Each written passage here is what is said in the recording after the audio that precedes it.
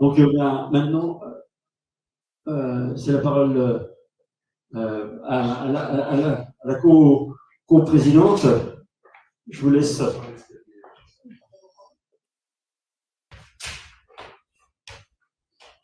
Merci de votre attention.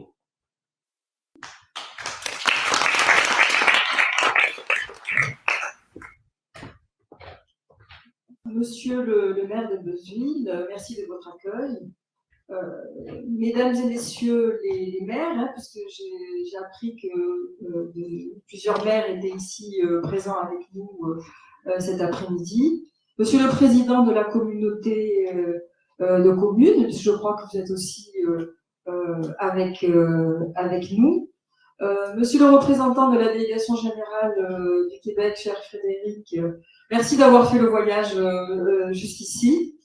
Mesdames et messieurs les représentants des 40 communes, parce que je pense que Denis, vous avez contacté une quarantaine de communes pour ce lancement. Chers membres de la section québécoise, donc cher Denis et cher Roger, qui êtes avec nous à distance en visioconférence, et chers amis, je suis heureuse d'être là avec vous aujourd'hui pour le lancement de cette première route donc des pionniers Normandie-Québec. Cette initiative est soutenue par la Commission franco-québécoise de la mémoire commune, dont je suis la coprésidente de la section française. Je voudrais, en préambule, avant qu'on revienne avec des interventions plus historiques, vous parler de la commission et de vous dire, en fin de compte, à quoi consiste cette commission, quelle est sa mission. Alors, sa mission, c'est de part et d'autre de l'Atlantique. Vous avez vu qu'on est une commission binationale avec une section indépendante qui est à Québec et une section qui est en France que j'anime. L'objectif, donc, de part et d'autre de l'Atlantique, c'est de travailler au maintien de la relation directe et privilégiée qui nie depuis toujours, depuis le XVe siècle, en fait, on va dire, la France et le Québec.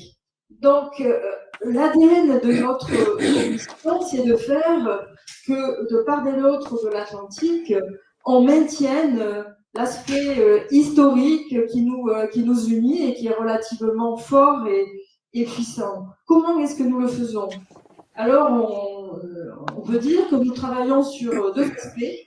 Le premier aspect, c'est l'inventaire des lieux de mémoire de la Nouvelle-France.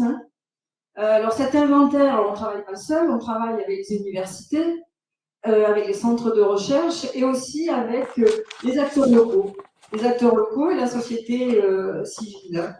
Et donc, nous travaillons sur ces inventaires, à leur adaptation, à leur correction, mais surtout, actuellement, ce qui nous préoccupe et qui nous motive, c'est de travailler sur le deuxième volet, qui est celui de la diffusion. De la transmission, donc de cet aspect historique. Et je dirais que c'est devenu un point crucial dans notre démarche. La section française dont j'ai repris la coprésidence fin 2023 s'est dotée d'un plan d'action. Et un des éléments majeurs de ce plan est de travailler à la mise en place d'un plan stratégique sur le tourisme de mémoire. Tourisme qui valorise tous ces pionniers qui sont partis donc entre le 15e et le 17e siècle, majoritairement, et qui ont contribué à la construction de la Nouvelle-France et du Québec par ricochet. Ce plan, il est tourné vers les jeunes générations et réfléchit aussi à une utilisation plus moderne et innovante de ces informations. Alors, on souhaite le faire avec les acteurs locaux, départementaux et régionaux. C'est pour ça que ce lancement aujourd'hui est important, parce que c'est le début d'une nouvelle approche et d'une nouvelle façon de faire. Et on a souhaité aussi à la commission pour que ça soit concret, pratique et que la stratégie puisse être en adéquation avec les populations concernées, avoir des projets pilotes et expérimentaux. Donc, nous avons retenu 2 projets pilotes expérimentaux qui sont complémentaires. Et en fin de compte, ces 2 projets constituent une seule et même approche nationale. Donc, nous sommes ici et nous assistons au lancement du projet de la nouvelle de la route Normandie-Québec.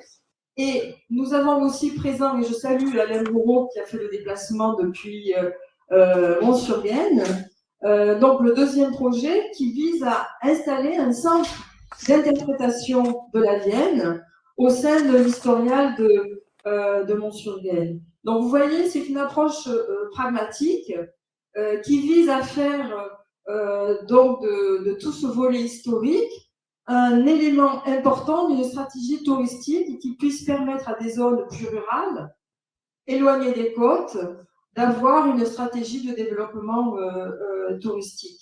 Donc, on est en relation avec Atout France et pour aller plus loin dans cette réflexion, nous organiserons en juillet prochain à Angoulême un colloque sur l'importance du tourisme de mémoire Nouvelle-France pour le développement touristique des zones rurales et des collectivités qui travaillent avec le Québec. Alors pour ce faire, pour être capable et en mesure de rendre, on va dire, beaucoup plus dynamique notre démarche, nous avons donc l'obligation de transformer les inventaires des lieux de mémoire qui ont été faits entre les années 2001 et 2008, qui sont en fait des ouvrages qu'on a maintenant sous forme PDF, d'en faire des bases de données.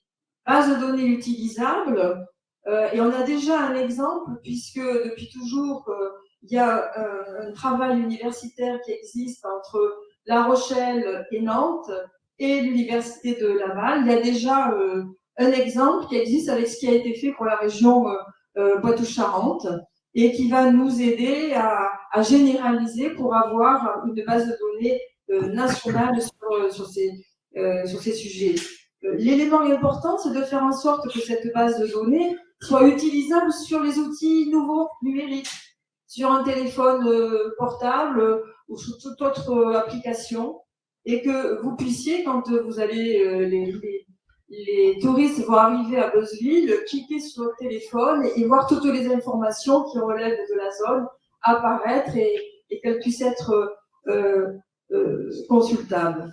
Alors, je remercie la délégation générale du Québec vivement, parce que grâce à la délégation générale du Québec à Paris, nous avons un stagiaire qui va passer avec nous 3 mois et qui va nous aider à approfondir la démarche et à regarder comment est-ce qu'on peut avoir un projet d'envergure nationale sur ces sujets.